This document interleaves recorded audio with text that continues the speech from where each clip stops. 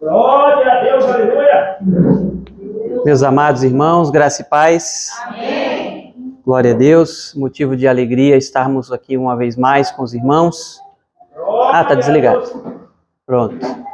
É motivo de muita alegria poder estar aqui com os irmãos mais uma vez para compartilharmos da palavra do Senhor. E nós iremos trabalhar hoje com os irmãos sobre o triunfo do Evangelho por detrás das circunstâncias.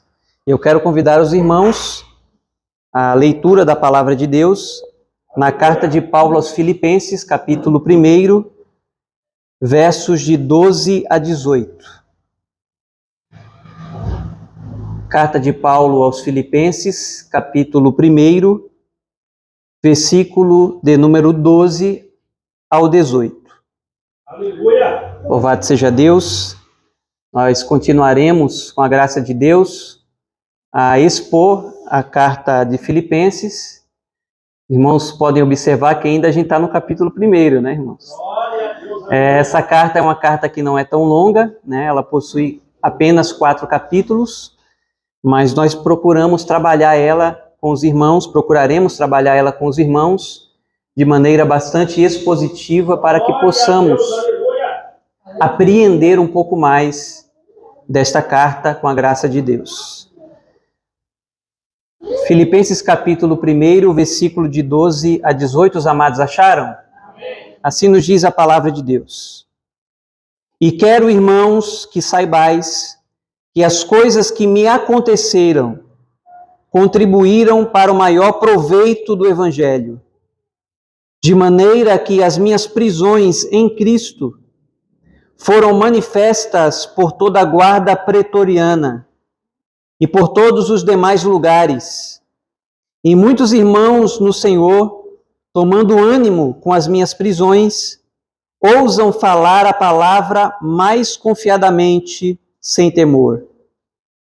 Verdade é que também alguns pregam a Cristo por inveja e porfia, mas outros de boa mente.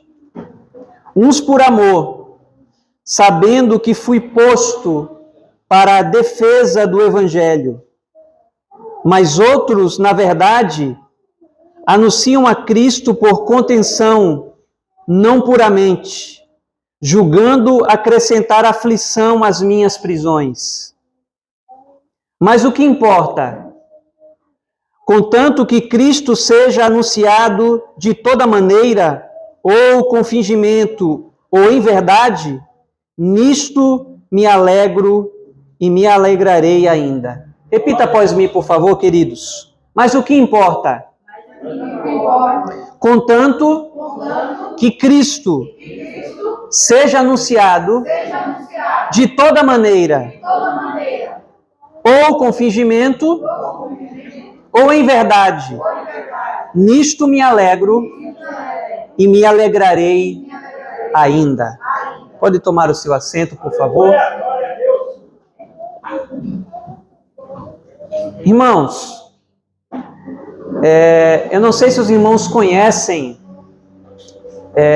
o livro O Apóstolo dos Pés Sangrentos. Esse é um clássico, na verdade, um clássico cristão, que conta a história de um indiano chamado Sadhu. Esse homem, ele era membro de uma família muito nobre, de uma das províncias da Índia. Aleluia. E Sadhu, ele era um homem que possuía completa aversão contra os cristãos. Glória a Deus. A sua família era da tradição religiosa Sikh, que é o sikhismo, que na verdade é uma espécie de fusão entre o islamismo e o hinduísmo, de modo que Sadhu, ele era um homem que possuía uma completa aversão à religião cristã. Tá certo? E ele foi educado numa escola presbiteriana.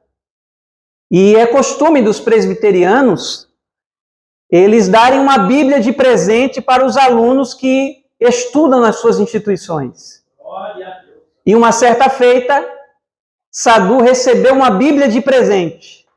E sabe o que ele fez com essa Bíblia? Ele fez uma fogueira, pastor Josevaldo, e queimou a Bíblia, enquanto ele dava voltas dançando ao redor da fogueira. Então, nós podemos observar que esse homem possuía uma espécie de aversão exagerada contra a fé cristã. Aí o que é que aconteceu com Sadu? Sadu foi alcançado por Cristo Jesus. Ele teve uma visão em sonhos e ele é convertido à fé cristã, de modo que isso traz uma grande revolta na sua família. A sua família, como eu disse para os irmãos, era de uma outra religião, e quando Sadu se converte à fé cristã, ele gera uma espécie de revolução na sua família. Os seus pais não aceitaram de modo algum a sua conversão. De modo que o seu pai, que era governador de uma das províncias do norte da Índia, lhe ofereceu vários presentes e várias propostas para que Sadu abandonasse a sua fé. Mas ele decidiu manter a sua fidelidade em Cristo Jesus. E até que esse homem passou a ser excluído da sua família. Ele foi deserdado por sua família. E passou a viver longe de todas as benesses que outrora ele estava acostumado. Esse livro, que é uma biografia desse homem, diz que a primeira noite que ele dormiu fora de casa, ele dormiu, pastor Josevaldo, numa copa de uma árvore. E ele conta que foi a melhor noite de sono que ele teve na sua vida. E esse homem, então, saiu pelas províncias, pelas cidades, andando e pregando o evangelho por onde passava.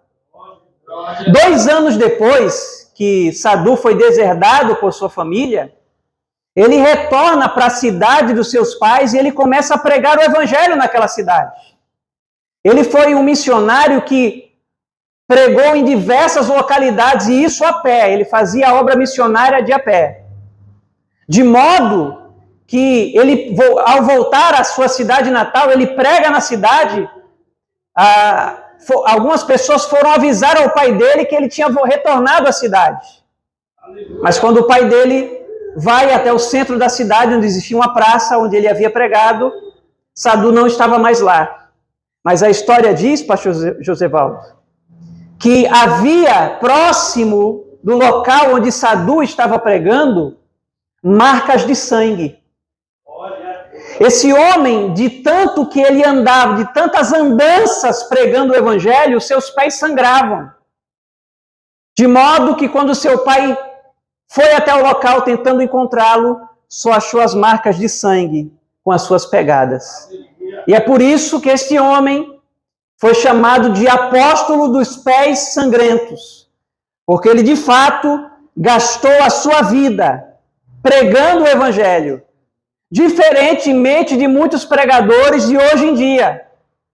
Não é isso? Esse homem gastou todo o seu tempo, a sua energia, pregando o evangelho. E de tantas andanças, de tantos lugares que ele passou, os seus pés sangravam.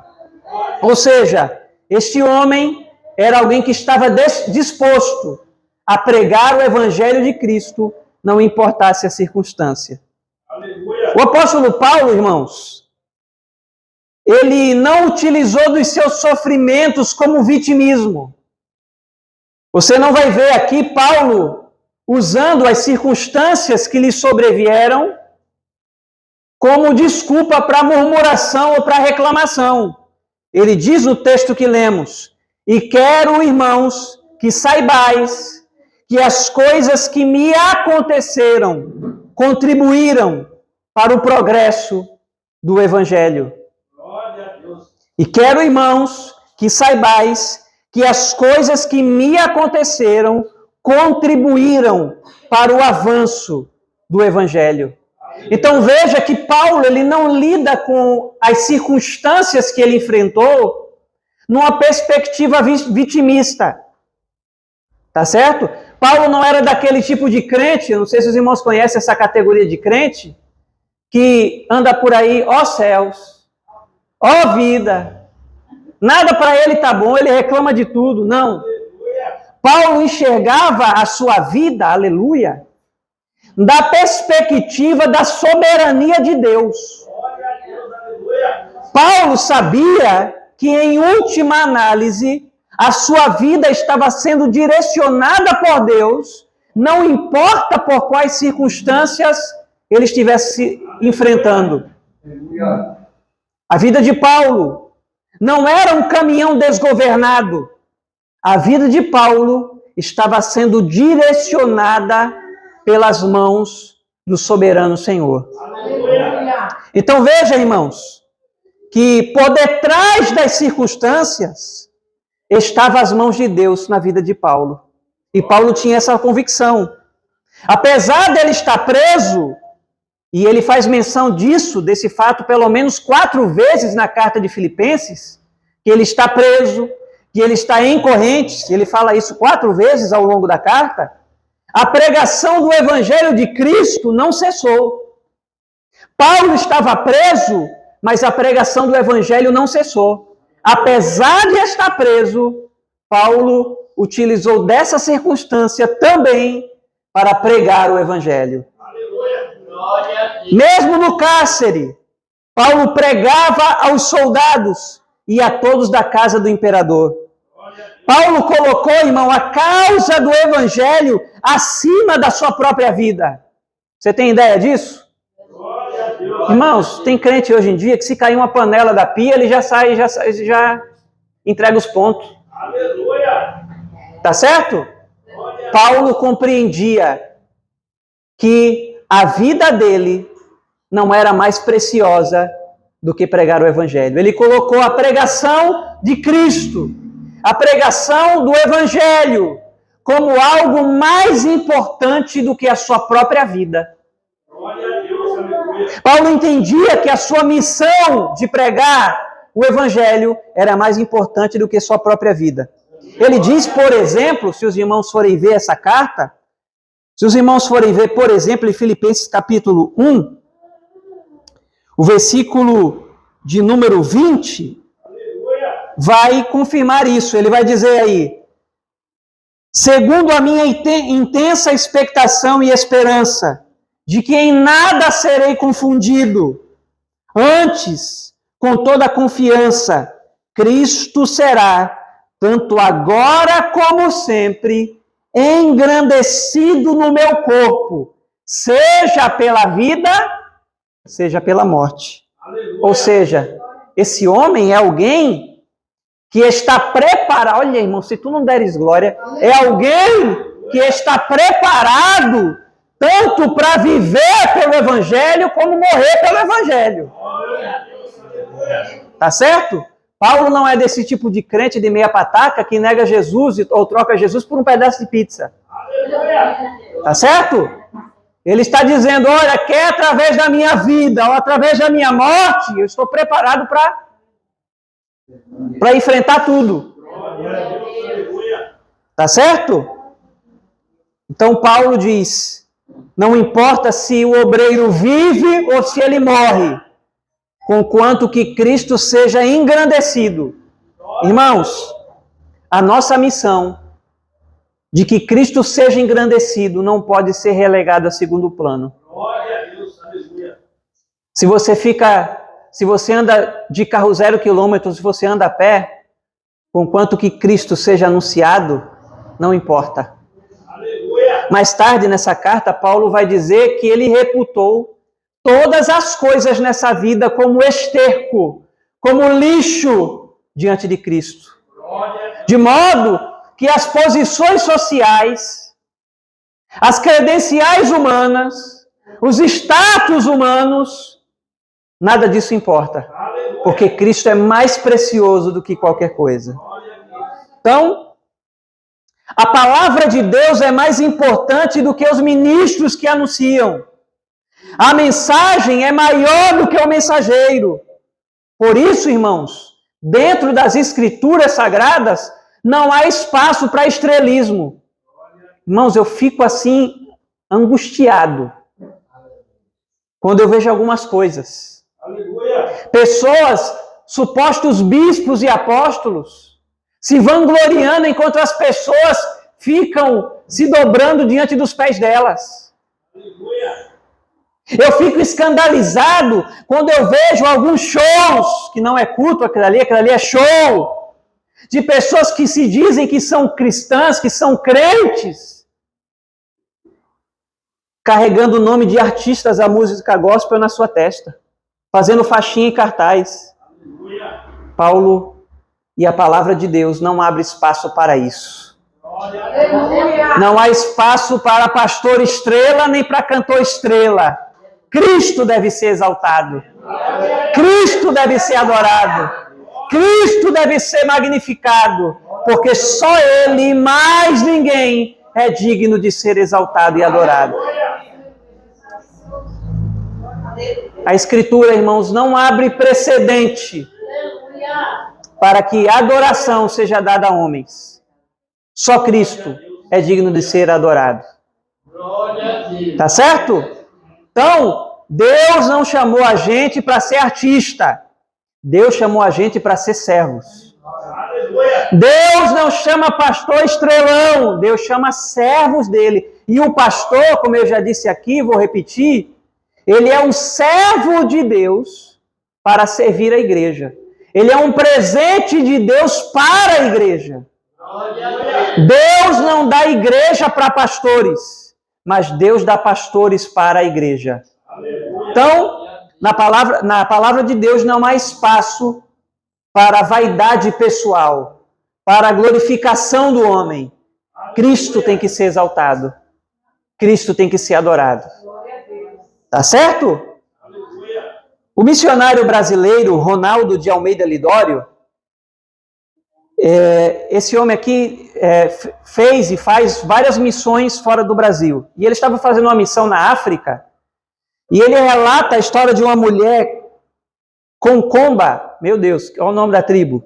Nome difícil, né? É uma tribo que ficava localizada em Gana, e aonde ali eles pregavam a palavra de Deus naquela comunidade, na igreja de Cone. E aquela mulher essa mulher passou uma semana aprendendo a palavra de Deus. E de repente, ela está fazendo 3 dias de viagem para retornar à sua aldeia. Ela esqueceu de um versículo. E sabe o que essa mulher fez? Ela retornou para esse missionário para perguntar a ele qual era o versículo que ela tinha esquecido. E quando o missionário falou assim para ela, olha, não precisava você ter feito uma viagem de 3 dias só para decorar um versículo. Sabe o que essa mulher disse? A palavra de Deus, aleluia, é muito importante para que ela seja perdida no caminho. Nós, como pregadores da palavra, devemos saber que estamos diante de algo muito precioso, a palavra de Deus. A Bíblia diz que essa palavra ela cumpre o propósito para o qual ela foi designada. Isaías, Deus diz através do profeta Isaías, porque assim como descem a chuva e a neve dos céus e para lá não tornam, mas regam a terra e a fazem produzir e brotar, e dá semente ao que semeia e pão ao que come, assim será a palavra que sair da minha boca. Não voltará para mim vazia, mas fará o que me apraz e prosperará naquilo que eu a designei. A palavra de Deus, irmãos, é mais preciosa do que qualquer riqueza. E essa palavra preciosa precisa ser pregada, precisa ser compartilhada, precisa ser vivida pela igreja. Então, a palavra de Deus possui absoluta importância. Mas veja, irmãos, em primeiro lugar, Paulo ele olha para o passado com discernimento. O versículo 12 que lemos diz: e quero, irmãos, ele está falando com a igreja, ele está falando entre irmãos. A palavra irmãos aqui no grego é a palavra adelphos. Essa palavra tanto pode significar irmãos de sangue, como pode significar irmãos no sentido de amigos, no sentido de comunidade, no sentido de igreja. Evidentemente que nesse contexto aqui, a palavra adelphos está se falando da igreja. E quero, irmãos, que saibais que as coisas que me aconteceram contribuíram para o maior proveito do Evangelho. Aleluia. E quero, irmãos, que saibais que as coisas que me aconteceram contribuíram para o maior progresso, para o maior proveito do Evangelho. O apóstolo Paulo, irmãos, não considerou os seus sofrimentos como expressão da fúria de Satanás. Embora Satanás tenha intentado contra a vida de Paulo diversas vezes, em diversas ocasiões, Paulo, ele olha a vida sobre outro prisma. A visão que Paulo tem da vida é uma visão teocêntrica, ou seja, é uma visão que Deus está no centro de todas as coisas. Irmãos, deixa eu fazer uma pergunta óbvia. O diabo se levanta contra os crentes fiéis a Deus? Sim ou não? Claro, evidente. Mas Paulo não atribui as circunstâncias que acontecem com ele ao poder de Satanás. Ele atribui as coisas que aconteceram na vida dele ao poder, olha, já era para ter dado glória a Deus, mas tudo bem, ao poder e ao controle do Deus que ele serve. Lembre que quando Paulo vai escrever essa carta, no verso 1, ele diz, Paulo e Timóteo, servos de Cristo Jesus, ou seja, Paulo reconhece que ele é um servo, que ele é um escravo, que ele tem um Senhor, portanto, esse Senhor está acima dele, esse Senhor é o dono dele, eita, esse Senhor está no controle da vida dele, então Paulo enxerga a vida sobre este prisma, nessa ótica de que Deus está no controle de todas as coisas. Paulo não é daquele tipo de crente, irmão, que vê diabo em tudo. Tá certo? Quando nós falamos da atuação satânica, nós temos que tomar o cuidado de evitar dois extremos. Qual é o primeiro extremo? O primeiro extremo é negar que o diabo haja. Né? Tem crente por aí, pessoas que dizem que é crente, que não acredita em diabo, não acredita em demônio. Para ele só existe o bem, só existe Deus. Mas quando a gente olha a realidade, não é assim. Quando nós examinamos o Novo Testamento, nós vemos que há um poder satânico que atua. Há possessões de demônios em diversas ocasiões. Então nós sabemos que o diabo age. Mas há um outro extremo. Se existe o extremo de negar o poder do diabo, existe aquelas outras pessoas que supervalorizam o poder do diabo. Então é aqueles crentes que vê diabo em tudo. Né? Vê diabo na maionese, na Coca-Cola, tá certo? Vê diabo na saia da irmã, aquela irmã tem um diabo na saia dela, viu? Vê diabo na casa dos outros, no jarro, em arranjo, tá certo? Vê diabo em tudo, menos na vida dele, evidentemente. Então nós temos que fugir desses dois extremos. Nós sabemos que o diabo age, mas nós não podemos também supervalorizar o poder do diabo, porque a gente sabe que no final das contas, Satanás é um vira-lata que está acorrentado e ele só age nas limitações que Deus estabelece para ele. Tá certo? Então, a história de Jó está aí para provar isso. Quando Deus disse para Satanás, observaste o meu servo Jó, que é homem íntegro, reto, temente, se desvia do mal? Aí o diabo diz também, tudo que o homem toca prospera, parece mágica. Toma tudo que ele tem para ver se ele não blasfema. Aí Deus diz assim, vai... Toca no que ele tem, quem está estabelecendo o limite é Deus, somente na vida dele não toque, porque a vida dele pertence a mim. Então Paulo tem a consciência de que a vida dele está no controle de Deus. Tá certo? O diabo, então, ele só age nas limitações que o próprio Deus determina e permite. Desse modo, na mente de Paulo, irmãos, na mente de Paulo, tudo o que aconteceu na vida dele possuía um propósito divino. E qual era o propósito aqui? Ele diz, contribuir para o avanço do Evangelho. Contribuir para o avanço do Evangelho. E quero, irmãos, que saibais que as coisas que me aconteceram contribuíram para o maior proveito do Evangelho. Tá certo? Então, se a nossa vida está sob o controle de Deus, não importa que situação nós passemos, tudo vai cooperar e redundar para que a graça de Deus se manifeste em nós. Paulo, quando escreve aos Romanos, ele diz: e sabemos, isso é algo que a gente tem que saber, irmãos, e sabemos que todas as coisas cooperam para o bem daqueles que amam a Deus, daqueles que são chamados segundo o seu propósito. Então, olhe para o seu vizinho, perturbe aí a pessoa que está ao seu lado, diga para ele ou para ela, não é costume meu fazer isso, mas não deixe seu irmão dormir, tá? Fala para ele assim: tudo que acontecer na sua vida, Deus está agindo por detrás dos bastidores. A sua vida não está a esmo. A sua vida não é um caminhão desgovernado. Se você serve a Cristo, a sua vida está no controle dele. Está no controle de Deus. Mas, irmãos, que coisas são essas que Paulo está falando? Ele diz: irmãos, eu quero que vocês saibam que as coisas que me aconteceram, que coisas são essas? Em primeiro lugar, irmãos, Paulo ele foi perseguido em Damasco. Qual foi a cidade que Paulo se converteu? Damasco. Aleluia. Ele estava no caminho de Damasco quando Cristo teve um encontro com ele.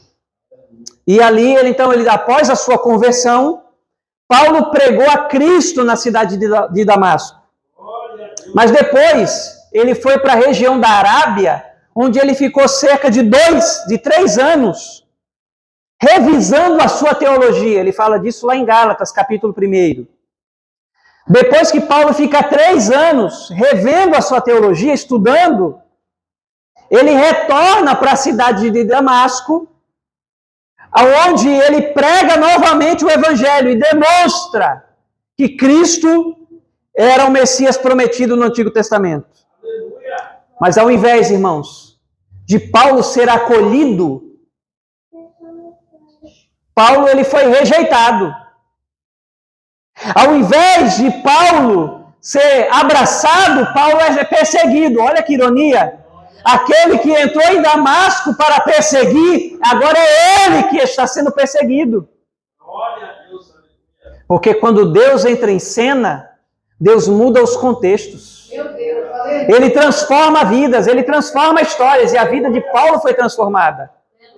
Ele que era perseguidor do Evangelho, agora está sendo perseguido por pregar o Evangelho. Ei, irmãos, essa história lembra a história de alguém que está aqui? Tem gente que pode estar aqui que não suportava crente. Eu era um que quando via as irmãs indo para a igreja, já vão tudo para balada, suas velhas, todo mundo usando um vestido aí, saia lá embaixo, eu ficava zombando. Passava os irmãos com terno e gravata, com a Bíblia debaixo do braço, e eu ficava rindo, caçoando. Mal sabia eu que ia virar velho também. Cristo transforma vidas. Paulo de perseguidor passa a ser perseguido. De modo, irmãos, que Paulo ele tem que fugir de Damasco. Ele tem que fugir escondido. A Bíblia diz lá em Atos capítulo 9, versículo 26, 25, diz o seguinte: tomando-o de noite, os discípulos o desceram dentro de um cesto pelo muro. Ou seja, Paulo teve que entrar dentro de um cesto para conseguir fugir da cidade de Damasco pelos muros da cidade. Então veja que Paulo, então, ele sofre perseguição em Damasco. Segundo lugar, Paulo também foi rejeitado pela igreja de Jerusalém. A igreja de Jerusalém, irmãos, era a igreja mãe, a igreja sede. Então não bastasse, entre aspas, Paulo ser rejeitado na congregação, agora ele é rejeitado também na sede. Porque quando ele chega em Jerusalém, os apóstolos não confiaram nele. Os apóstolos desconfiaram dele, da conversão dele. Falou: oi, esse cara aí não se converteu não, viu? Eu tô achando que esse sujeito aí está disfarçado de crente para querer perseguir a gente depois. Esse sujeito aí não se converteu. E é nesse contexto, então, que Deus vai levantar Barnabé. E a palavra Barnabé quer dizer filho da consolação. Então é nesse período em que Paulo é desacreditado pelo colegiado apostólico que Deus levanta Barnabé para se ombrear Paulo e para acolher Paulo. Então ele é perseguido em Damasco, ele é desacreditado em Jerusalém, até que Deus levanta alguém para abraçar ele e para integrá-lo à vida da igreja. Então Barnabé acolhe Paulo e apresenta Paulo para os demais apóstolos. Então, irmãos, Paulo começou a pregar na igreja de Jerusalém, mas começou a haver um outro problema. Alguns gregos queriam matá-lo. Olha que coisa boa. Você começa a pregar, daqui a pouco tem alguém querendo matar você. Aí o que é que acontece? Ele é enviado para Tarso, que é a sua cidade natal. Mas olha, irmão, parece uma coisa. Quando Paulo saiu de Jerusalém, a Bíblia diz que a igreja começou a ter paz e a crescer. Foi Paulo sair da igreja de Jerusalém que a igreja começou a ter paz e a crescer. Certamente, esse foi um duro golpe no orgulho de Paulo. Enquanto ele estava na igreja de Jerusalém, parecia que havia um incômodo, mas quando ele sai, a igreja começa a crescer. E então ele vai para Tarso, e em Tarso, que é a sua cidade natal, ele fica durante 10 anos sem projeção, apagado, sem holofotes, esquecido dos demais. Irmão, você já foi esquecido por alguém? Tem crente aí, tem pregador que ele não vive sem microfone. Tá certo? O poder do ministério dele está no microfone. Está na credencial, nos títulos. Paulo ficou 10 anos esquecido. 10 anos no anonimato. 10 anos sem pregar, irmãos. Olha que tratamento que Deus... Sabe por que Deus permite isso? Olha... Porque antes de Deus trabalhar através de nós, primeiro Deus trabalha em nós. Antes de Deus trabalhar com Paulo, primeiro Deus vai trabalhar em Paulo. Irmãos, antes de Deus trabalhar através de você, primeiro Deus vai trabalhar em você. Dá para dar glória a Deus aí ou está difícil? Antes de Deus trabalhar com, Ele vai trabalhar em. Primeiro é dentro, para depois ser fora. Tá certo? Quando Jesus começou a pregar o Evangelho, Ele chamava os apóstolos, os discípulos, o que é que Jesus disse para ele? Vinde a mim. Aí depois que eles foram a Jesus, aí Jesus agora ide. Então antes do ide existe um vinde. Só o irmão deu aleluia ali, mas vamos encerrar então, irmãos. Eu agradeço a minha oportunidade. Vamos embora. Antes do ide existe um vinde. Primeiro Deus nos chama para Ele e depois Deus nos envia para fazer a obra dele. Paulo então é desacreditado, é lançado e relegado ao esquecimento. Paulo, irmãos, também ficou relegado à sombra de um outro líder, que era Barnabé.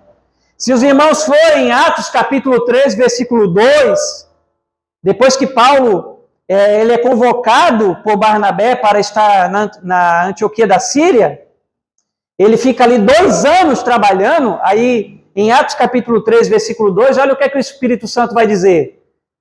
Separa-me Barnabé e Paulo para a obra que os tenho chamado. Separa-me Barnabé e Paulo para a obra que os tenho chamado. Observe que primeiro é Barnabé, depois é Paulo. Primeiro Barnabé, depois Paulo. Ou seja, Paulo ficou no escanteio. Tá certo? Paulo era um reserva e Barnabé era o titular. Ele ficou, então, sendo discipulado, ele ficou aprendendo a liderar com outro líder. Ele foi primeiro liderado para depois liderar. Irmãos, tem gente por aí que nem foi liderado, ele já quer liderar. Não é assim não, irmãos? Antes de você querer ser servido, primeiro você tem que servir. Antes de querer ser líder, primeiro você tem que aprender a ser um servo. Tá certo? Foi assim com Josué, né? Quando Deus vai falar com Josué, o que é que o Senhor fala para ele? Josué, Moisés, meu servo, é morto. Agora o cajado está na sua mão, meu filho. Mas enquanto não, era Moisés. Primeiro, Josué teve que aprender a servir. A Bíblia diz que ele não se apartava da tenda da congregação. Ele estava sempre a serviço. Depois que ele aprendeu a ser um servo, então ele é tornado líder. Então, antes de você ser um líder, você tem que aprender a ser liderado. Tá certo? É por isso que hoje em dia, irmãos, tem muita gente por aí se ungindo. Tá certo? Ele pega lá óleo de peroba, joga na cabeça dele, agora a partir de hoje eu sou apóstolo. Aleluia! A partir de hoje eu sou servo de Deus. Nunca serviu a ninguém. Não conhece um versículo da Bíblia. Aleluia! Não aprendeu aos pés de ninguém. Então, Paulo, ele ficou aprendendo à sombra de um grande líder. Primeiro ele foi liderado para depois passar a ser um líder. Em quarto lugar, irmãos, Paulo também sofreu vários apedrejamentos, sonhos barrados e prisões.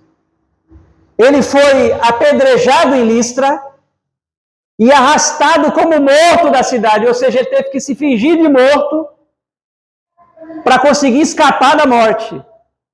Ele é apedrejado, então veja, irmãos, primeiro ele é perseguido, depois ele fica 10 anos esquecido, fica como segundo de alguém, e depois ele é apedrejado, arrastado como morto. Quando ele quer ir para a Ásia, ele é impedido por Deus, porque Deus manda ele para Macedônia. E ele vai então para a Macedônia Central para pregar o Evangelho, até que ele chega em Filipos, que é essa cidade a qual ele escreve essa carta depois. E mesmo fazendo a vontade de Deus, o que é que acontece? Ele acaba sendo preso na cidade. Então, irmãos, Paulo tinha todos os motivos do mundo para reclamar com Deus. Ele poderia fazer como alguns crentes: Senhor, eu estou fazendo tudo que o Senhor está me pedindo. Eu estou no centro da tua vontade.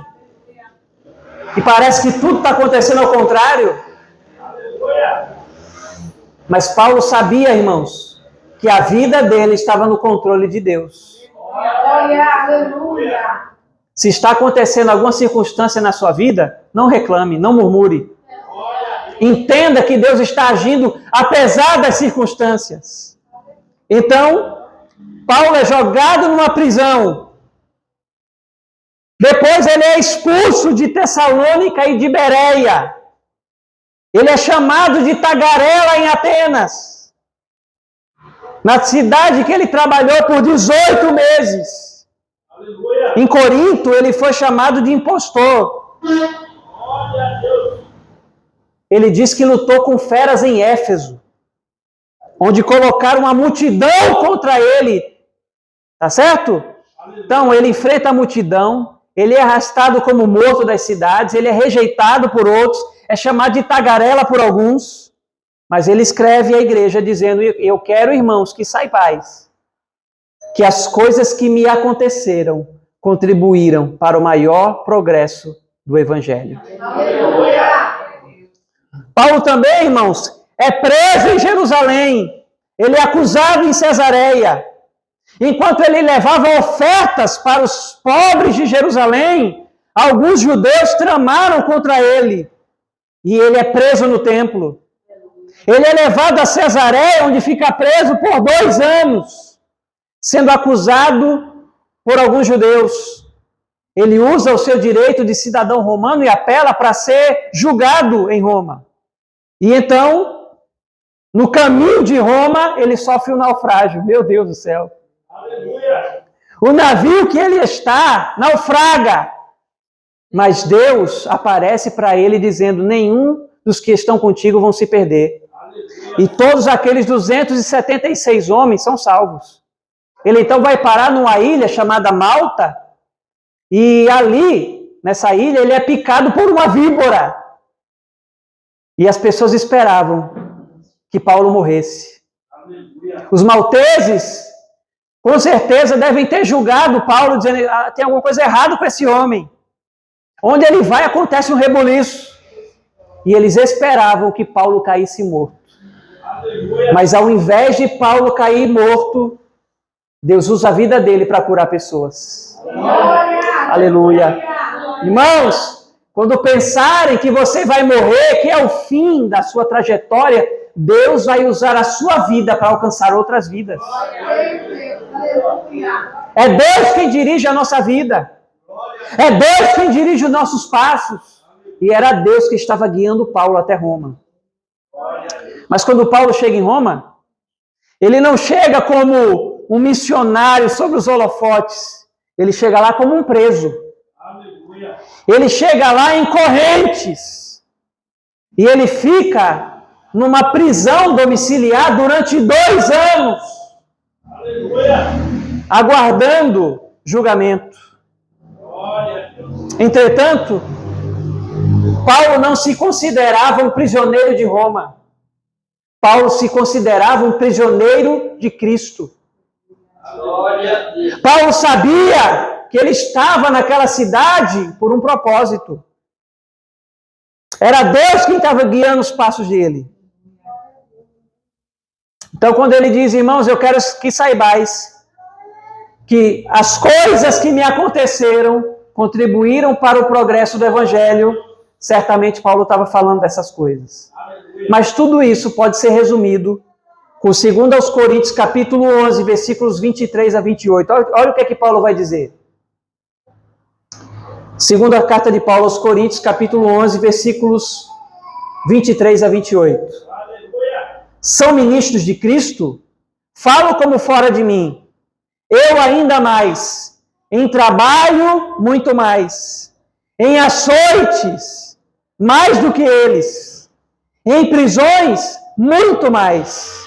Em perigo de morte, muitas vezes.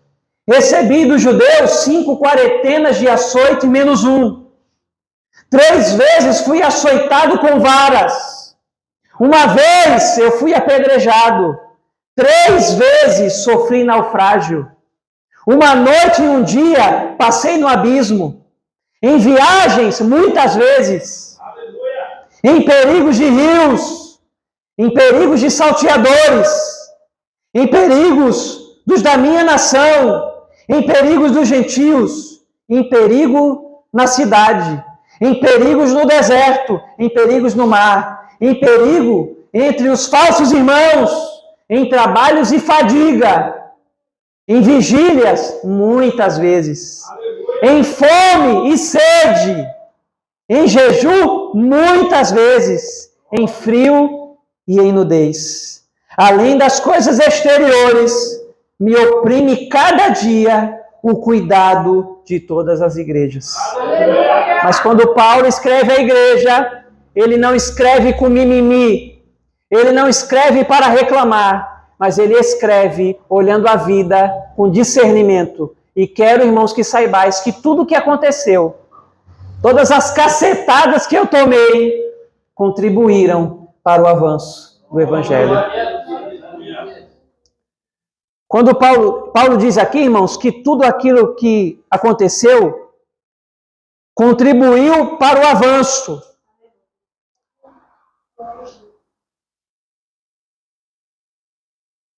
William Barclay disse que a palavra progresso do Evangelho é muito expressiva.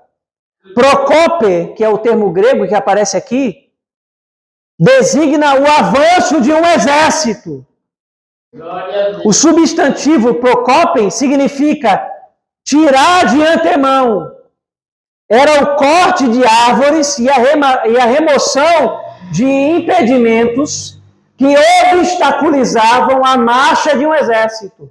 Então, o que Paulo está dizendo é que tudo aquilo que ele passou contribuiu para o avanço, tirou os empecilhos que estavam na frente do Evangelho. Então, no versículo de número 13 e 14, nós vemos aqui o triunfo do Evangelho. Paulo diz aqui, irmãos, de maneira que as minhas prisões em Cristo foram manifestas por toda a guarda pretoriana e por todos os demais lugares. A prisão de Paulo, irmãos, serviu como abertura para novas frentes de evangelização. A prisão de Paulo serviu como abertura para novas frentes de evangelização. Os romanos sequer suspeitavam que as correntes que colocaram nos punhos de Paulo o libertariam, ao invés de prendê-lo. Se a intenção dos que tramavam a prisão de Paulo era fazê-lo parar, aconteceu justamente o contrário. Ou seja, o tiro saiu pela culatra. Ao invés das prisões barrarem a pregação do Evangelho, Paulo estava pregando dentro da prisão. Tá certo? Ao invés de se queixar por suas cadeias, Paulo consagrou-as para a pregação do Evangelho. Ele transformou a prisão em púlpito. Paulo transformou a prisão em púlpito. Tá certo? Irmãos, não importa o local que você esteja, você pode pregar o Evangelho. Você pode pregar o Evangelho. Por quê? Porque hoje em dia as pessoas querem pregar para multidões. Quem é que não quer? Pregar para a multidão é bom ou é ruim? O que é que os irmãos acham? Glória a Deus. Pregar para a multidão é bom ou é ruim? É claro que é bom. Mas pregar para 2, pregar para 1, pregar para você mesmo, você já fez isso? Pregar para si mesmo? Eu já preguei para mim mesmo. Já preguei para 1, já preguei para milhares. Deus levanta crente doido, que não importa o lugar onde ele esteja, ele prega o Evangelho. Quem tem o Evangelho na mente, ele espera a oportunidade. E ele não gasta a oportunidade. Quando a oportunidade surge, ele prega o Evangelho.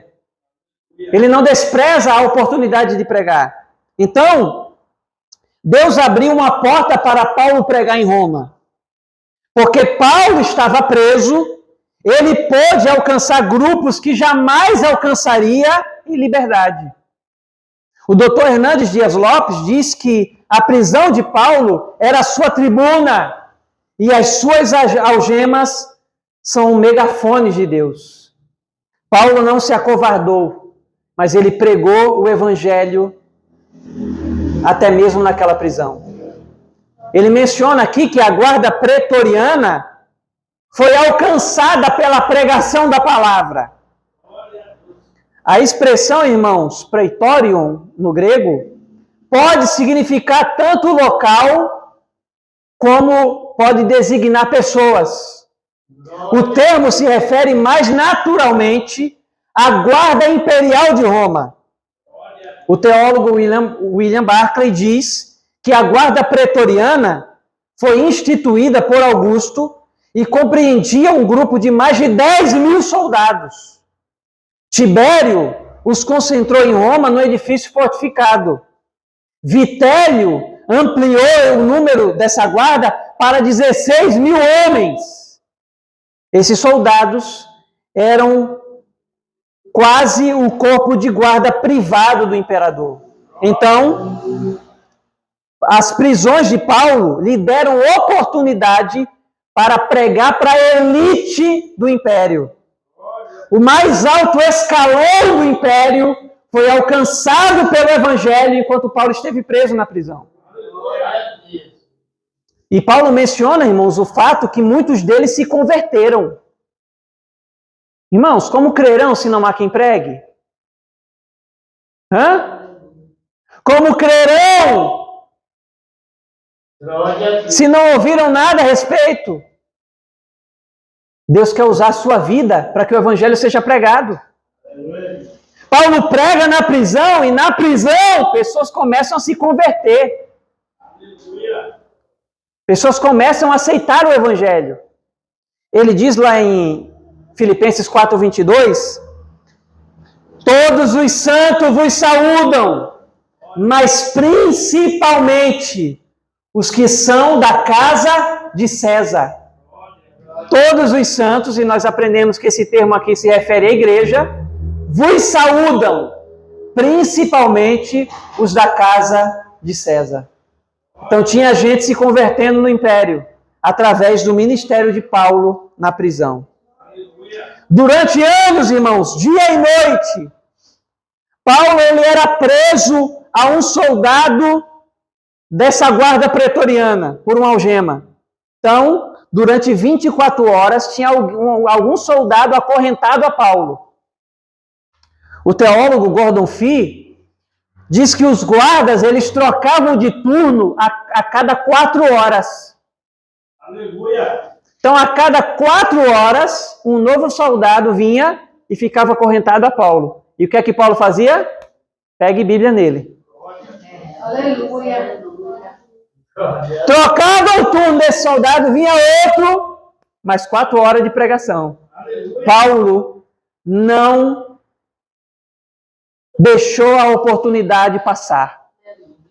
Ele começou a pregar. Irmãos, se ele pregava ali, se os guardas trocavam de turno a cada 4 horas, então significa dizer que pelo menos 6 soldados eram alcançados pelo Evangelho todos os dias.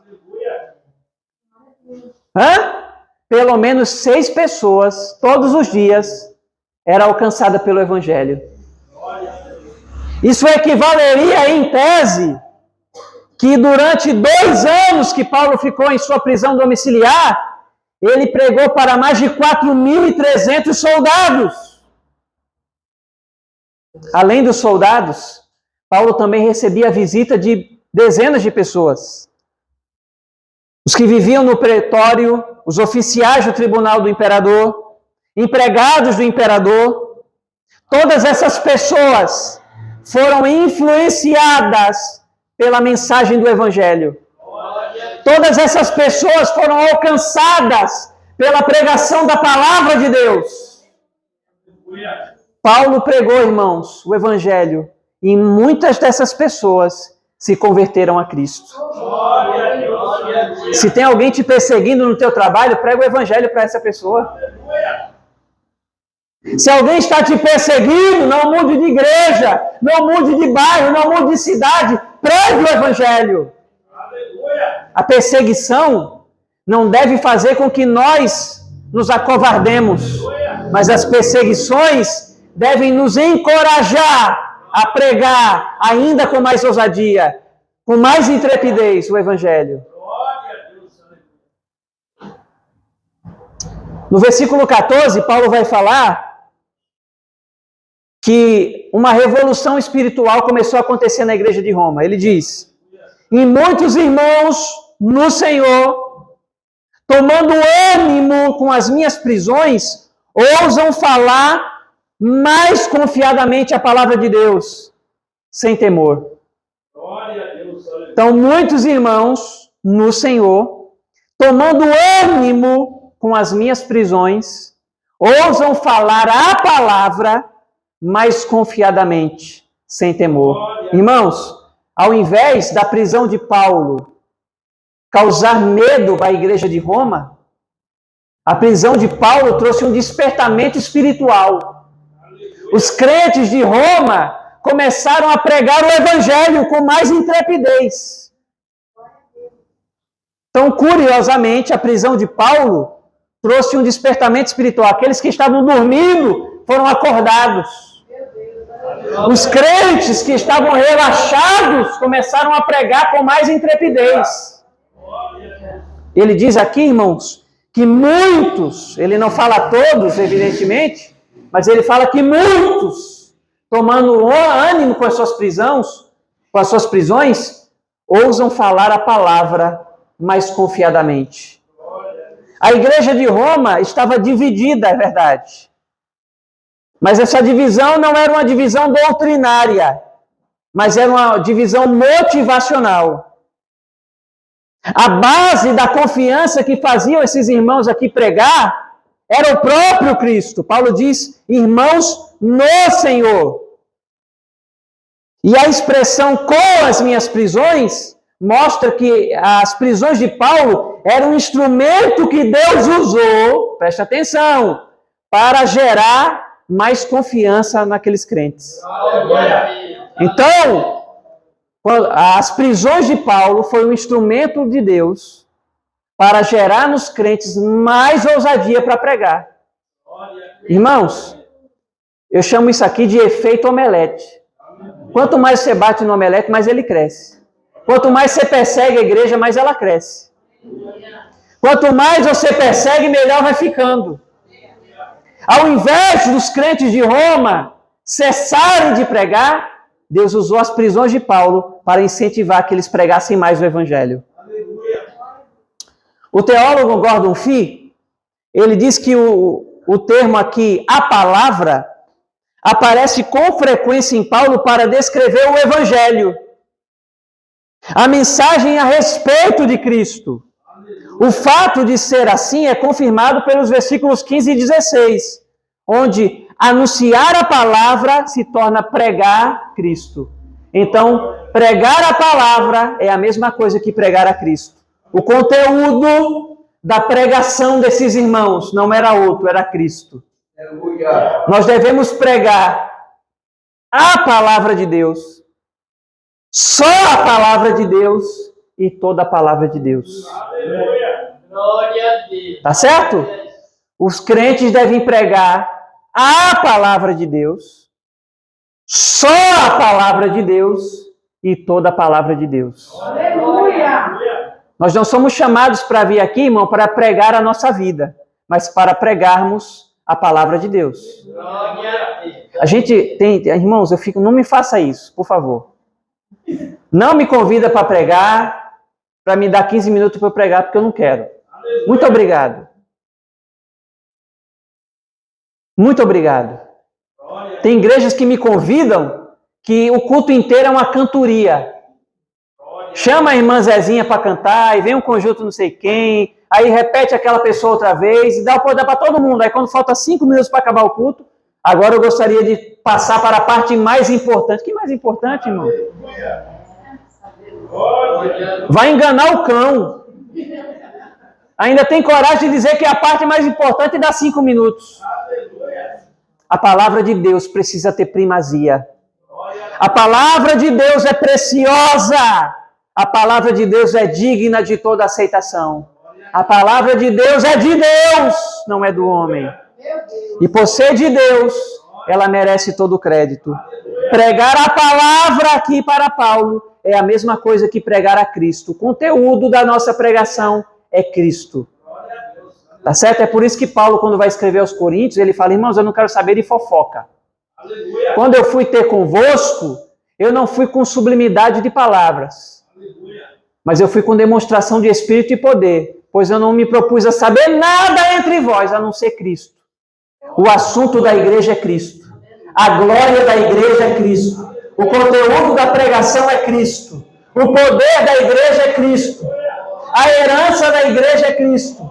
O Senhor da igreja é Cristo. O centro da igreja é Cristo. É tudo Cristo. E é por isso que uma das marcas da reforma protestante é solos Christus. Só Cristo. Então, veja que ao invés dessa perseguição calar a igreja, ela trouxe mais ânimo.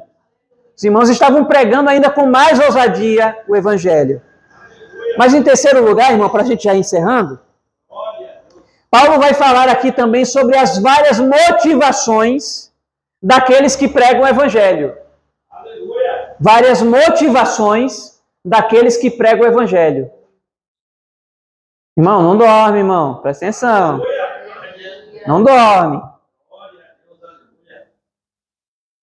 As várias motivações. Nem todo mundo que prega Cristo prega com as motivações certas. Paulo vai falar aqui nos versículos 15 a 17. Alguém me ouve? Os irmãos dão mais 10 minutos, irmãos. Paulo diz: verdade é que também alguns pregam a Cristo por inveja e porfia, mas outros de boa mente. Uns por amor, sabendo que fui posto para a defesa do evangelho. Mas outros, na verdade, anunciam a Cristo por contenção, não puramente, julgando acrescentar aflição às minhas prisões. Glória a Deus. Aleluia. Então, Glória a Deus. Aleluia. algumas pessoas estavam pregando o evangelho, mas com a motivação equivocada. Irmãos, nem todos que pregam o evangelho pregam com motivações corretas. É possível fazer a coisa certa com a motivação errada. Aleluia! É possível você fazer a coisa certa com a motivação errada. E deixa eu dizer, Deus não avalia apenas o que você faz, Deus avalia também como você faz. Aleluia. Glória a Deus. Aleluia. Só o obreiro ali deu um aleluia. E o pastor Josevaldo também. Deus não avalia apenas o que você faz, mas Deus avalia como você faz. A Bíblia diz que certo dia, Caim trouxe uma oferta ao Senhor. Aleluia. Da sua lavoura, do fruto do seu trabalho. E depois o seu irmão Abel trouxe o primogênito do seu rebanho. Aleluia. E o texto diz que o Senhor se agradou de Abel e da sua oferta. Mas para Caim e para a sua oferta não se agradou o Senhor. Ou seja, antes de Deus avaliar a oferta, ele avalia primeiro o coração do ofertante. Glória a Deus. Glória a Deus. Antes de Deus avaliar o que você faz, ele avalia primeiro a sua motivação. Então, nem todos que pregam a Cristo, muitas vezes pregam com motivações honrosas. Essas pessoas, muitas vezes, como é o caso aqui, não pregavam heresia, não é essa a questão. Eles tinham doutrina correta, mas a motivação era totalmente equivocada. Em nenhum momento Paulo diz aqui que essas pessoas eram hereges. Claro que tem um monte de herege, né, irmão, por aí. Mas o caso aqui não é que essas pessoas estavam pregando heresias, eles estavam pregando sobre Cristo. Aleluia. Eles estavam pregando Cristo, o conteúdo estava certo, mas a motivação estava totalmente equivocada. O conteúdo estava correto, mas a motivação era perversa. Paulo diz que alguns pregavam para tentar acrescentar aflição às suas prisões. Ou seja, algumas pessoas pregavam para tentar, entre aspas, jogar sal nas feridas de Paulo. Primeiro, Paulo vai dizer aqui que alguns pregam a Cristo por inveja. Eita, irmãos. Vou falar, Jesus. Vou falar, hein? Pode falar ou não? Paulo diz que alguns pregam por inveja. Irmãos, a palavrinha grega aqui para inveja é pitonos. E esse termo significa ciúme, inveja. A inveja e a contenda, irmãos, sempre andam de mãos dadas. Assim como o amor e a unidade. A inveja, infelizmente, se intromete entre os pregadores do Evangelho. Aleluia. A inveja é uma das condições básicas da natureza caída. E nem mesmo a conversão autêntica simplesmente erradica a inveja dos corações. René Debord, que é um teólogo, diz que provavelmente essas pessoas eram influentes na igreja de Roma.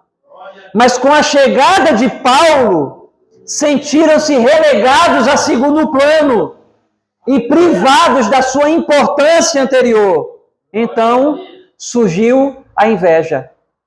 Então, essas pessoas, elas pregavam a Cristo por inveja. Elas pregavam a Cristo, que é o certo, mas com a motivação errada. Pregavam por inveja, por ciúmes.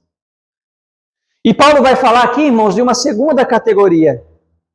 Aqueles que pregam a Cristo por porfia. Os irmãos sabem o que significa essa palavrinha, essa palavra que aparece aqui, porfia? Já ouviram falar dessa palavra, irmão? Porfia.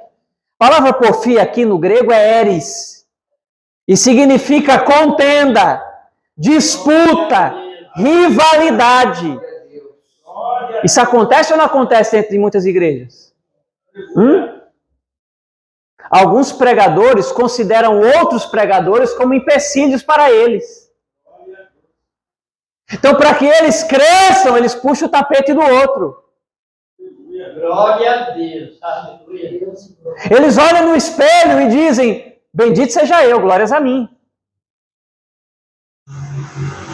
Então, algumas pessoas pregam a Cristo por contenda, por disputa, por rivalidade. A minha igreja é melhor do que a sua. Eita, eu vou falar. Eu sou mais santo do que ele. Eu sou mais pastor do que ele. Eu sou mais ungido do Senhor do que ele. Mentira! Meu Deus. Todos estão debaixo do todos pecaram e todos igualmente carecem da misericórdia de Deus. Glória a Deus. Aleluia. Não existe, irmãos, um crente que Deus faça assim: ah, você é o meu e o outro não. Aleluia. Todos são servos de Cristo. Aleluia, Jesus. Todos que estão no reino de Deus são servos de Cristo. Glória a Deus. Não existe um servo mais exaltado do que outro. Quer dizer, a única posição mais exaltada já está ocupada, que é Cristo. Tá certo? Então, se você quiser vir aqui para ser aplaudido pelos homens, desculpa, você está no lugar errado. Tá certo? Se você quer vir para querer ser estrelão, está no lugar errado. Aqui é Cristo quem aparece. É a glória dele quem aparece. É Cristo que é exaltado. Tá certo? O lugar de destaque já está ocupado. Paulo diz: ninguém pode, irmão, se você não der glória a Deus aí, eu vou chutar a sua canela. Ninguém pode colocar outro fundamento além do que já está posto, a saber, Cristo. Cristo é o fundamento da igreja. Alguns pregam, irmãos, por rivalidade. Eles enxergam o outro como inimigo. Alguns crentes de placas diferentes, alguns deles nem se cumprimentam. Você sabia disso? Tem crente que quando vê o outro só porque é de placa diferente, ele está atravessando uma rua, ele vê o irmão, ele atravessa para o outro lado. Tem uns que se você dizer a paz do Senhor, ele nem te responde. É crente querendo ser melhor que o outro, mais espiritual do que o outro. Tem gente que prega Cristo por rivalidade. A finalidade dessas pessoas é a sua posição, é o seu status. Quando Paulo, irmãos, ele foi transferido da prisão domiciliar para o quartel-general, onde ele ficou mais ainda preso ali com aqueles soldados, numas condições mais complicadas do que ele estava, essas pessoas disseram: finalmente nós podemos recuperar nossa posição. Glória a Deus. Aleluia. Nós não estamos aqui, irmãos, para brigar por cargos nem por títulos. Glória a Deus, aleluia. Nós não pregamos a Cristo por disputa. Glória a Deus. Nós não pregamos a Cristo por rivalidade, mas nós devemos pregar a Cristo de boa vontade. Nós devemos pregar a Cristo com amor nos nossos corações. Aleluia. Ainda bem que Paulo vai falar aqui no final do versículo que alguns pregam por boa vontade, que é para o versículo não acabar triste, né? Ele fala aqui, aos que pregam de boa vontade ou de boa mente. Esses veem que Paulo não pode estar envolvido, vendo que Paulo não poderia estar envolvido com a pregação pública, então eles tomam coragem para trabalhar em seu lugar. Certamente, entre esses crentes, estão os irmãos que Paulo menciona lá em Romanos capítulo 16, versículos 3 a 16, os quais ele elogia pelo seu trabalho árduo no Evangelho. Os que pregam de boa mente sabem que eles não estão construindo nada para si mesmos, mas eles estão construindo para Deus. Aleluia. Irmãos, a igreja é de Cristo, a glória é de Cristo, o louvor é para Cristo. Nós não estamos construindo os nossos reinos, nós não estamos construindo os nossos impérios. O reino é de Deus, a obra é de Deus, tudo é para Ele. Oh, glória. Aleluia. Então, Paulo vai falar também no versículo 16 que uns pregam por amor, sabendo que fui posto para a defesa do Evangelho. Uns pregam por amor, sabendo que fui posto para a defesa do Evangelho. Agora, no versículo 16, Paulo começa na ordem inversa. No versículo 15, ele primeiro fala daqueles que pregam com a motivação errada, e por último, ele menciona aqueles que pregam de boa mente, mas aqui no versículo 16, Paulo começa com aqueles que pregam com motivações boas. Ele diz, uns por amor, sabendo que fui posto para a defesa do Evangelho. Glória a Deus. Glória a Deus. Essas pessoas que pregam por amor, sabem que Paulo está preso por determinação de Deus. Enquanto eles devem preencher a lacuna deixada por Paulo com relação à pregação e evangelismo público, Paulo foi posto na prisão para defender o evangelho no mais alto nível do império. Esses irmãos que pregam por amor, eles sabem que Paulo está preso não porque ele era um impostor, mas Paulo está preso para defender o evangelho na prisão. E eles sabem que o fato de Paulo não poder exercer o seu ministério público, eles sabem que eles precisam trabalhar ainda mais para compensar os esforços de Paulo. Essas pessoas que pregam por amor não enxergam o reino de Deus como uma pirâmide. Eles não enxergam o fazer para Deus como um status social. Eles pregam por amor. A motivação é o amor. Irmãos, eu já falei aqui, vou falar de novo. Se for para você fazer algo sem amor, é melhor nem fazer. Aleluia. Hã? Muitas vezes a pessoa até trabalha, ela até faz, mas faz sem amor. Aleluia. Para a igreja de Éfeso, uma das cartas é direcionada para a igreja de Éfeso, lá do Apocalipse, Glória a e Deus. Cristo elogia o trabalho dessa igreja. Eu conheço o teu trabalho. Eu sei o teu esforço, eu sei a tua perseverança, eu sei que vocês não toleram os maus, eu sei que vocês não toleram heresias. Contudo, tenho contra ti que vocês abandonaram o seu primeiro amor. Glória a Deus. Pregue com amor, pregue com alegria, pregue Cristo com intensidade, fale do amor de Cristo de boa mente, de boa vontade.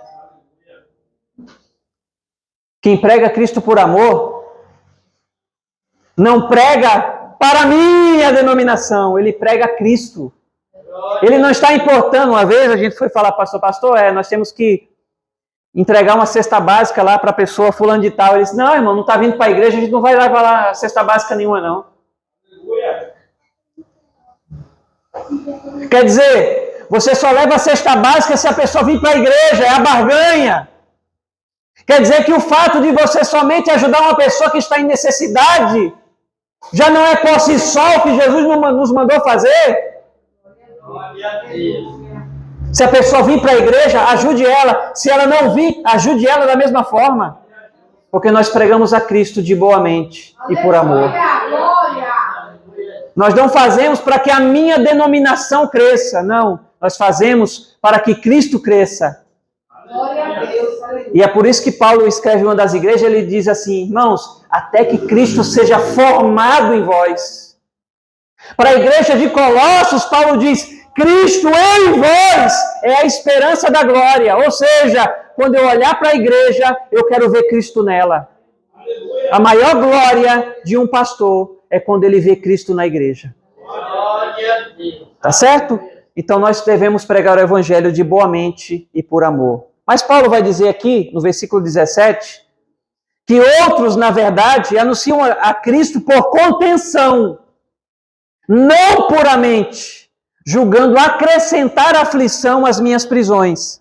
Paulo diz, irmãos, que alguns pregam a Cristo por eritéia, que é a palavra aqui, contenção, que significa ambição egoísta. Alguns pregam a Cristo por ambição egoísta. Essas pessoas pregam a Cristo por interesses pessoais.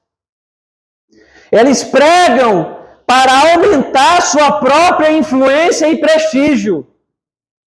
Esses pregadores, eles querem a glória para si mesmos. Eles não querem a glória para Cristo, eles querem a glória para si mesmos. Aleluia. Eles não buscam os interesses de Cristo, eles buscam os seus próprios interesses. Se deu certo, eu estou dentro. Se for vantajoso e a grana cair, conta comigo. Aleluia. Você chama ele, irmãos, vamos fazer missões. Ele, pastor, eu quero fazer missões na França, né? Porque eu estou sentindo o poder me levar para essa região. Quer fazer missão na França, mas não prega nem na favela onde ele mora. Tá certo? Deus não levanta turista, Deus levanta ministros do Evangelho. O sujeito quer viajar às custas da igreja, vai trabalhar. Tá certo?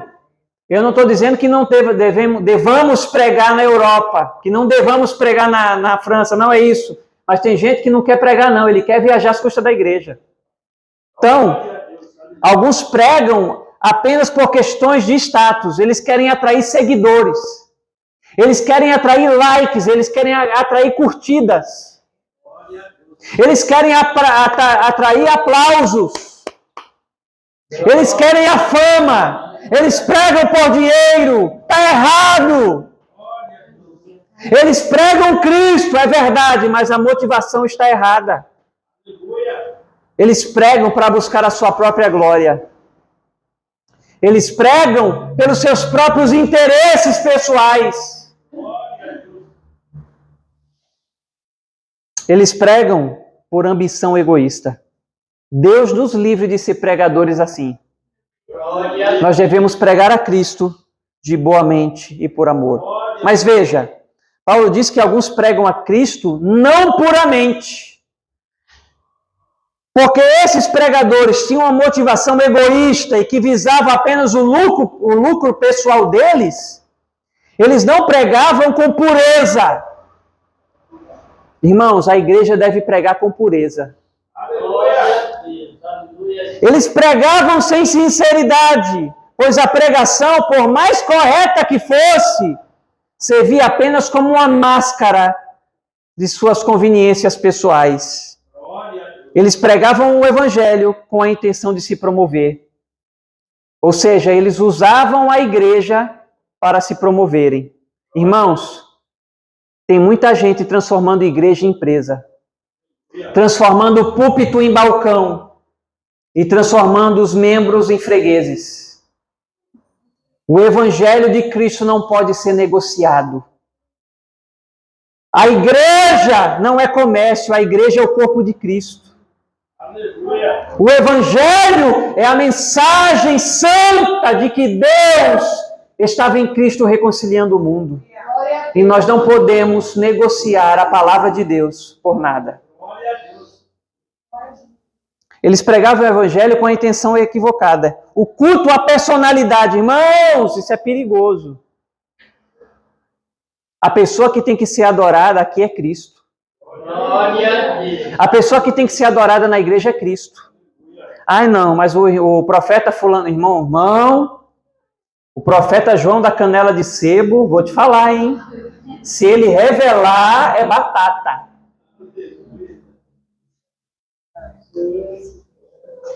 Glória a Deus. Aleluia. Aí sai, caçando profecia na casa dos outros e não lê um versículo da Bíblia. Você não precisa ir na casa da irmã Mariquinha da profecia. Você não precisa ir na casa do irmão João Canela de Fogo. Você tem a palavra de Deus à sua disposição. Aleluia. Você tem a palavra viva de Deus diante de você. Pare de idolatria. Pare de idolatrar profetas. Pare de idolatrar pastores. Pare de idolatrar cantores. A gente fala muito dos católicos. Eita, agora é para nós, hein? A gente fala muito dos católicos, irmãos. São os idólatras, não sei o quê. A mais absurda idolatria, muitas vezes, está dentro do meio evangélico.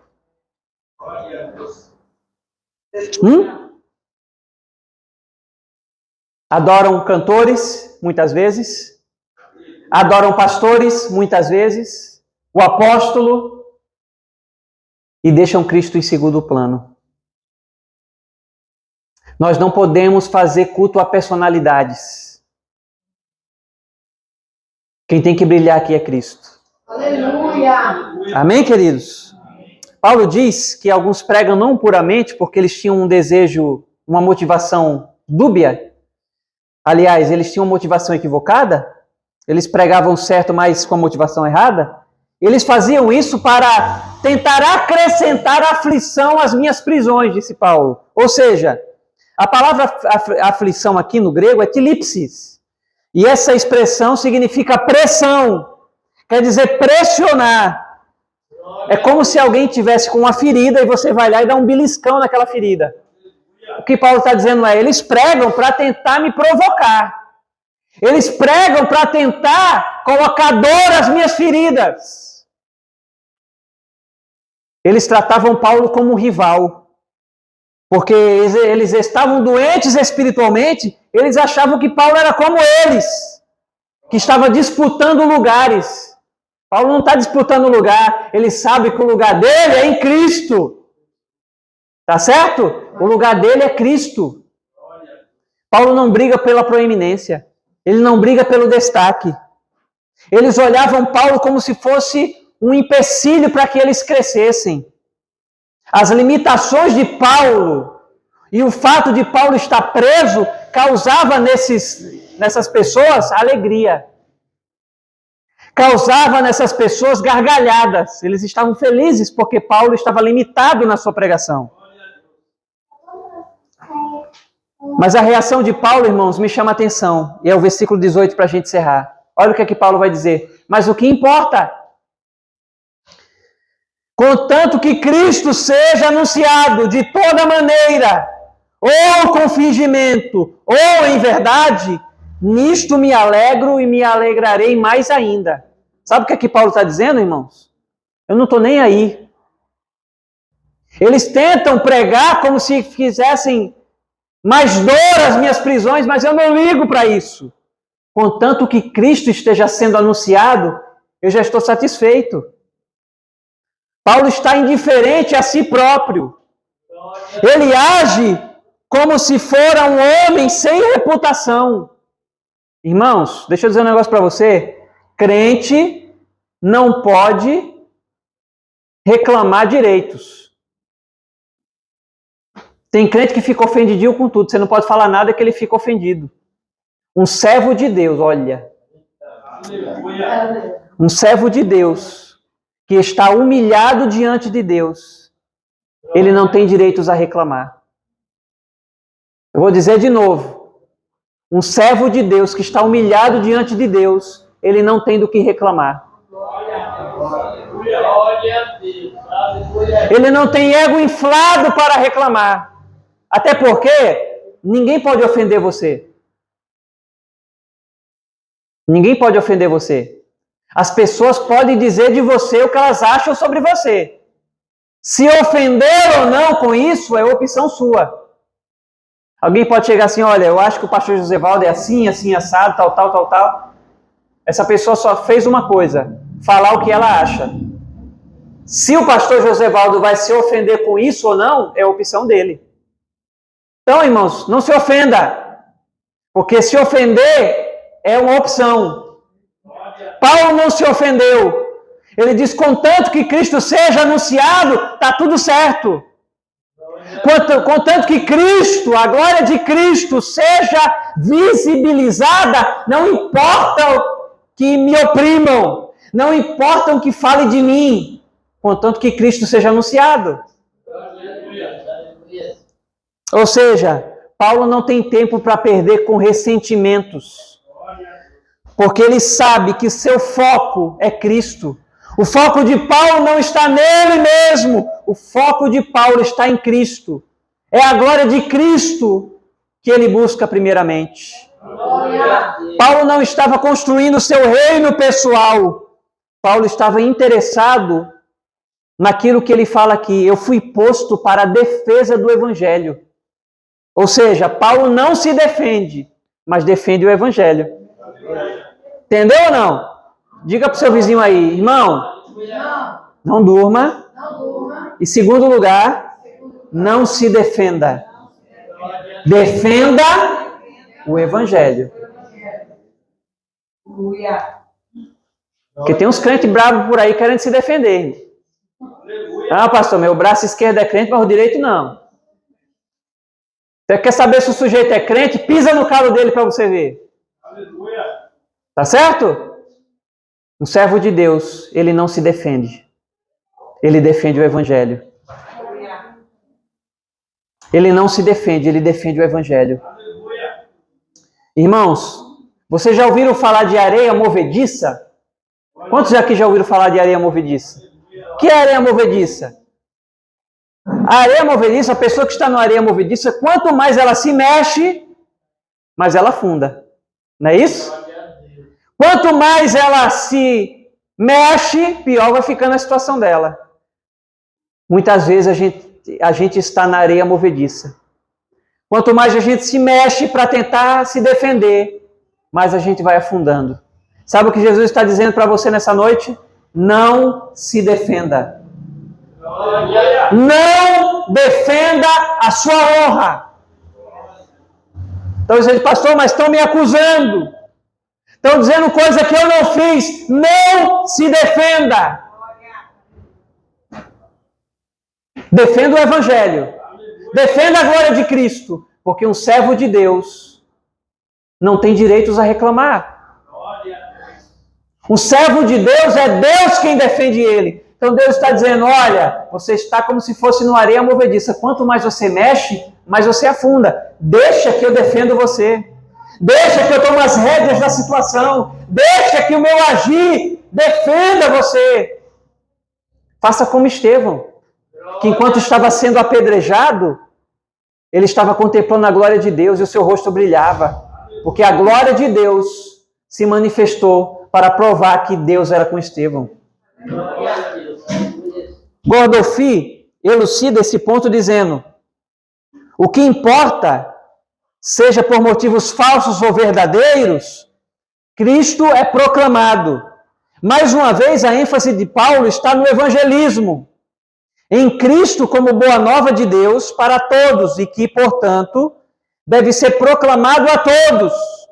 O fato das pessoas estarem ouvindo as boas novas a respeito de Cristo é uma boa nova para Paulo.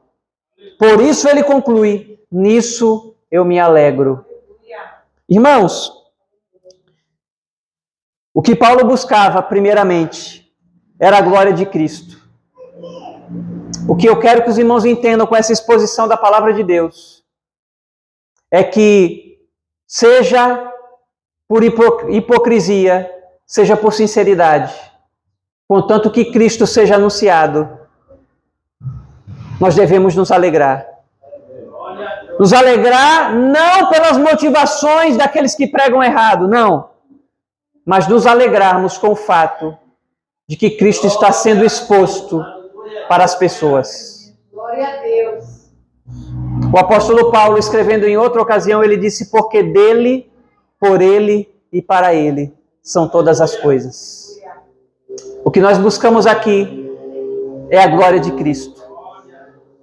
Paulo tinha certeza disso e é por isso que ele diz: contanto que Cristo seja anunciado, eu me alegro. Podem falar mal de mim, podem falar mal do meu nome. Contanto que Cristo apareça, eu já estou satisfeito. Que Cristo, irmãos, possa aparecer nas nossas vidas. E que o Evangelho seja pregado a tempo e fora de tempo. Amém, queridos? Vamos nos colocar de pé. Eu quero agradecer pela oportunidade mais uma vez, para que os irmãos possam se preparar, porque nós vamos continuar ainda. Eu acho que no próximo culto a gente termina o capítulo 1, para a gente já entrar no capítulo 2. Mas é sempre uma alegria poder compartilhar da palavra de Deus com os irmãos. Glória a Deus. Que nós possamos aproveitar essa palavra e guardá-la no nosso coração. Que nós possamos olhar a nossa vida, não da maneira que o diabo quer. O diabo quer que você enxergue a vida da pior forma possível. Mas que nós venhamos enxergar a nossa vida da perspectiva de Deus. Enquanto nós estamos passando pelas adversidades da vida, Deus está trabalhando em nós, para que o Evangelho avance. Amém, queridos? Deus abençoe, muito obrigado, até a próxima.